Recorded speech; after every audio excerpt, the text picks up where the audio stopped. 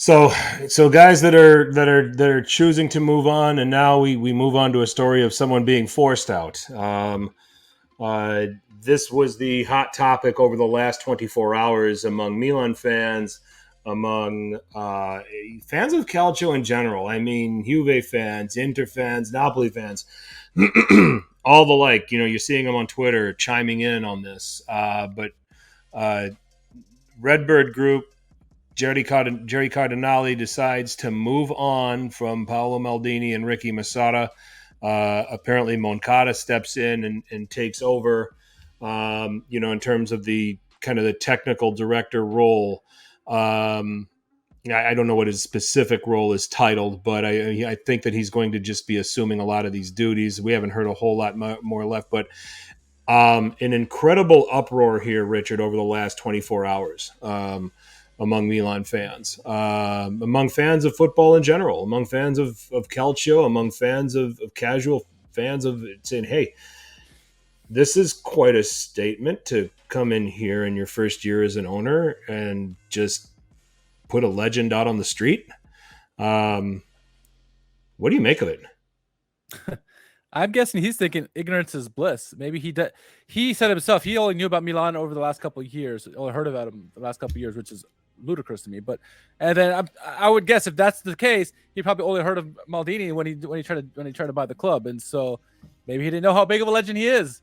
The Curva will make him aware very quickly of how big he is, and the rest of the fan base. I try to put my thoughts together, try to make this sound as coherent as possible, and I know I'm going to fail, and I don't care.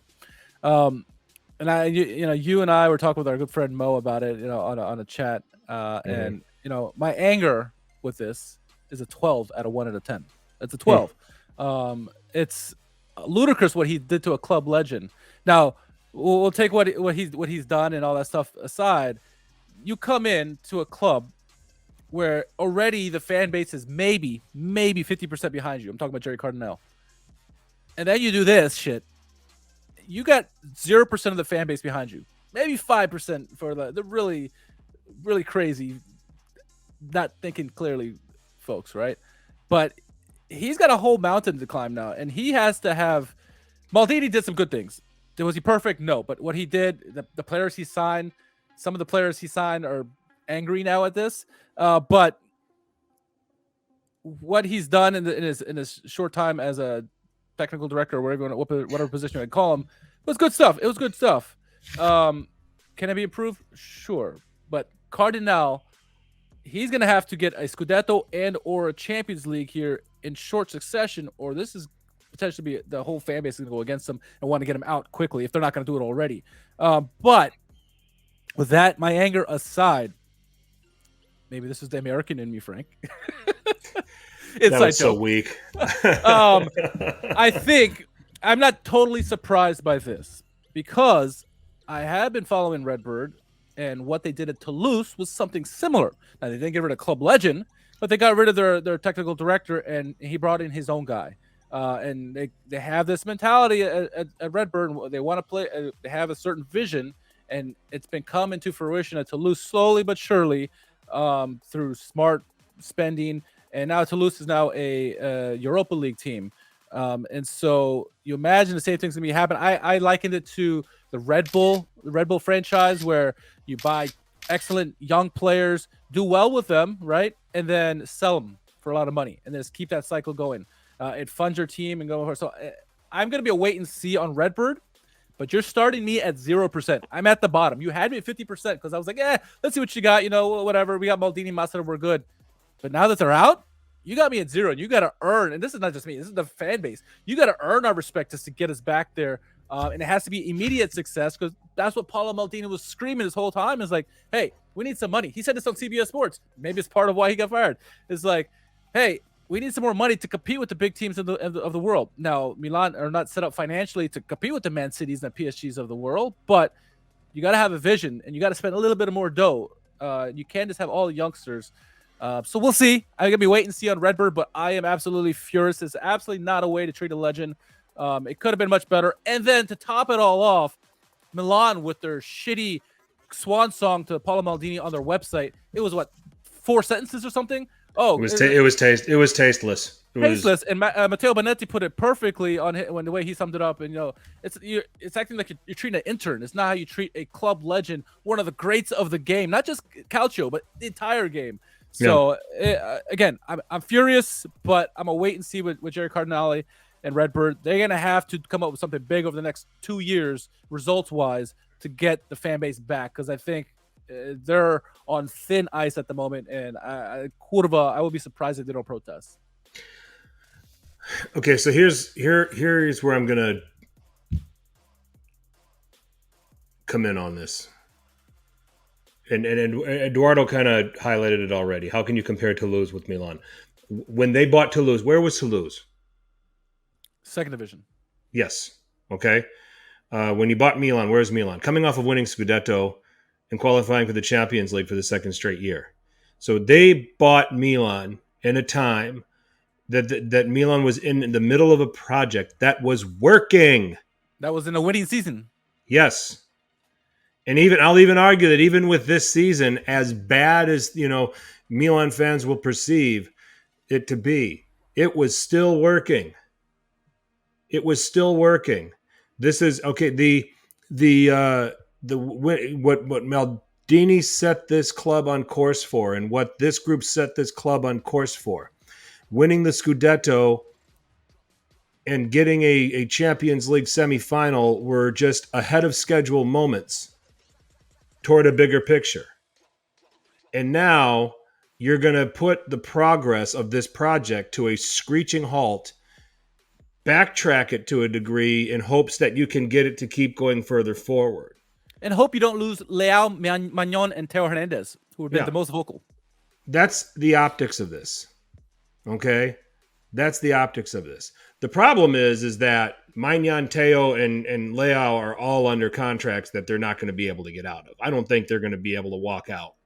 Just walk out. It's not going to be that simple. I think even I think I saw on Twitter that Nima alluded to it a little bit because somebody was asking if Leao could challenge his contract in the courts or something like that, and said it would be impossible.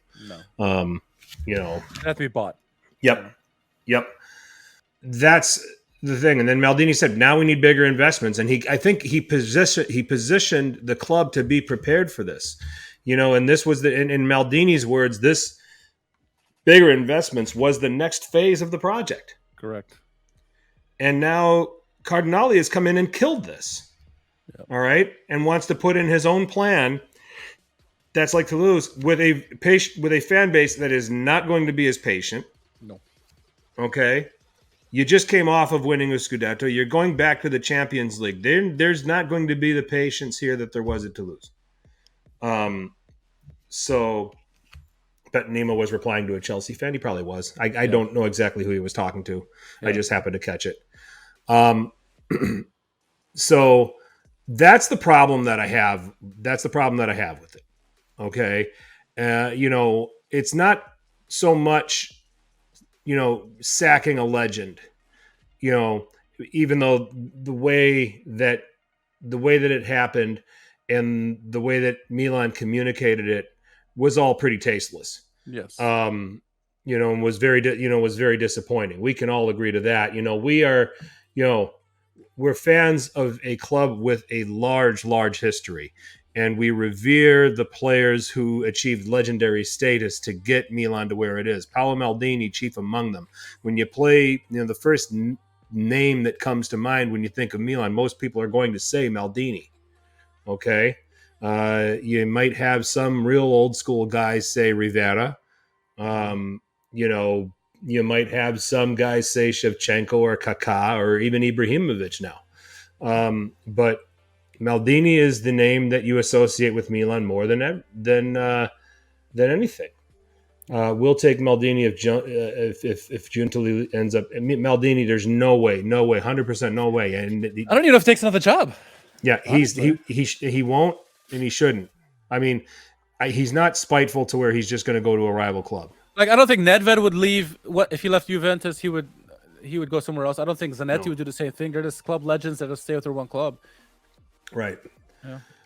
So that aside,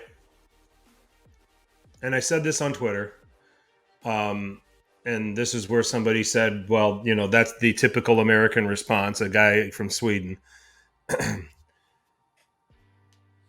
You can't sit here and you can't be angry at Maldini. We're in a spot where we really can't be, we can be angry about Maldini and what happened to him, but we also have to take a wait and see approach on what Cardinale is actually going to do. We're actually forced into this. We've got no other choice. Yeah. And we're in a situation where, okay, you sacked Maldini. You sacked a legend of our club. I hope you screw this up. That's like getting on a plane and, kicking out the best flight attendant. And then the pilot kicks out the best flight attendant, and then now you're just cheering for the pilot to crash the plane with you, that you're riding it. Yeah. It's basically what it's akin to. Okay? As much as we all hate this and as much as it sucks, we're gonna have to get behind this club, and we're gonna have to give them their chance and give it their process. We don't have to like it right now. We don't have to like the decisions and the direction. And Redbird doesn't care. And Redbird doesn't care whether we do or don't. Exactly. Yeah. They've obviously made it very, very clear. If they're willing to sack a legend, they're willing to do anything. And look, and I'm not comparing Milan to Toulouse. I'm not. I'm just saying Redbird is your cutthroat company that treats everything the same. So Toulouse and Milan are the same to him. That's what I'm saying. And that's the way they want to see their vision play out. They don't care wherever they are. They're there. This is their team. They're going to run it how they want to run it. And they're going to be hearing it for the money, for sure. Will they win? We'll see. They could surprise us and become a threat European-wise. But this Mercato is going to tell you everything this summer. We'll know a good deal about Redbird after the summer. Yeah. I don't think we can, in the extent you can be disappointed about the Maldini sacking, but at the same time, take the wait and see approach. All right. Bob, I mean, how many times have we seen this happen and things end up better than what we anticipated? Other than Young Hong Lee, yeah. Yeah, exactly. Young Hong Lee, I think here's the problem with the whole Young Hong Lee era. We were so desperate for a winner. We were so desperate for a team that can compete at a high level that, oh, great, you got this guy, you got that guy, you got that guy. And then the whole thing completely capitulated, and that I think that was a time where Milan fans were just desperate. Do something. Somebody come in and do something. Here, to my point, what's that? I said Gerry comes in and does something. Ooh, that's a bingo.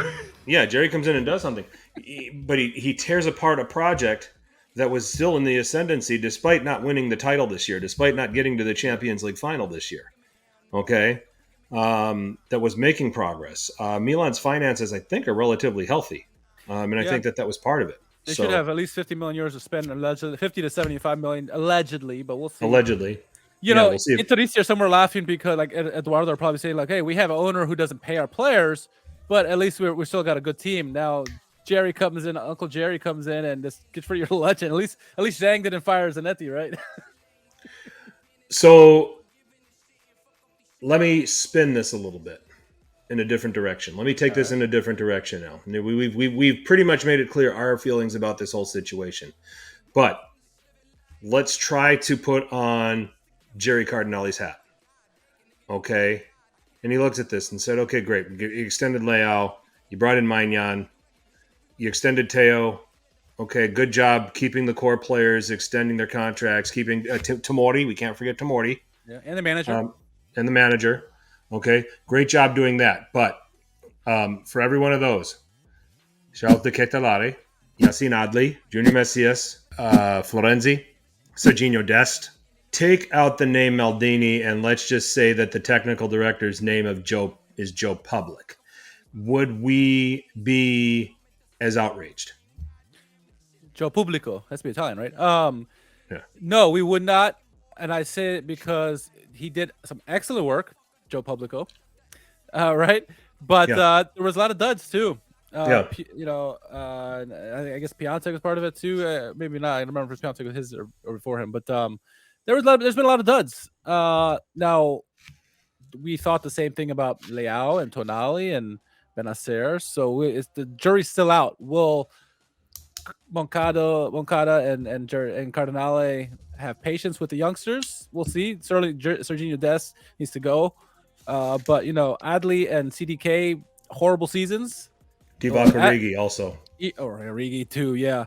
But we'll see what happens. I mean, there were some gems in there, but there was also some duds. And I think what Redbird and the Red Bulls of the world, they want more gems than not, right? Mm-hmm. They want like RB Leipzig, where they got freaking two basically starting 11s of talent on that team. That's what they want. That's what Redbird wants. And so if you base it on that, yeah, maybe take out the name. It was maybe the right move, maybe, but you ended up in a bidding war for a young Belgian player with that the only other competition you had for his signature was a team that ended up getting relegated from the Premier League this year. Yeah. And you spend $35 million on him for him to have 32 appearances and not score a goal. Yeah. It's a ridiculous return. Now it's another one where we're just going to look at this because we've said this already that we're gonna give De Ketelaere more rope, but he better come good next year because he better justify this investment, or else this turns into one of the biggest flops of all time in terms of transfers that Milan have done. Yeah. I've seen people say 35 million spent on De Ketelaere when that money could have been invested in a contract for Paulo Dybala. True. You can't argue that, and look at the season Dybala had for Roma. So, but how much is he making per season? We're also on a much more than De Ketelaere. Yeah, exactly. Milan were also on a tight budget, so their options were limited. But yes, that's a great point. I think any one of the free agents or anybody cheap you could have got with a little bit higher salary. So right. So there is some of this. It's that you're sacking a brand name and you're sacking a legend, but then you look at a performance where he did some very good moves, made some very savvy moves, was able to convince a player like Leao to stay and set up a contract where it would be very difficult for him to leave anytime in the next 5 years. But then for each one of those, you had a De Ketelaere, or for every Tomori extension, you had an Adli for that, and I think that's the thing that you have to get beneath the Maldini name and see what all went on when you look at the entire body of work. That's if I'm putting on the Cardinale hat. I still don't agree. Still don't agree with it because I think on the project on the whole was still going in the right direction, despite a lot of the missteps. And the name brought in a lot of big players too. That's the other thing. I don't think the big three would have came here if it wasn't for Maldini. They all said it. We came because of Maldini and who he is. Many people said that. I mean, the dressing room believed in him, and I think Christine Cupo said it. I think on the Morning Footy podcast. I think that's where I heard it, where she said the intangibles that Maldini brings. Moncada can't bring that. So, and I think that's where that's where the unrest is going on here, with the fans and with the supporters. But again, we're going to just have to wait and see, aren't we? Absolutely. We'll see. We'll give him the summer, end of the summer. Yep. We'll see how it goes. I would say let's give this the first 10 games of the season, some Champions League games, and see where this thing is at, what direction this is headed. I'm willing to give a little bit more of a leash here. So, but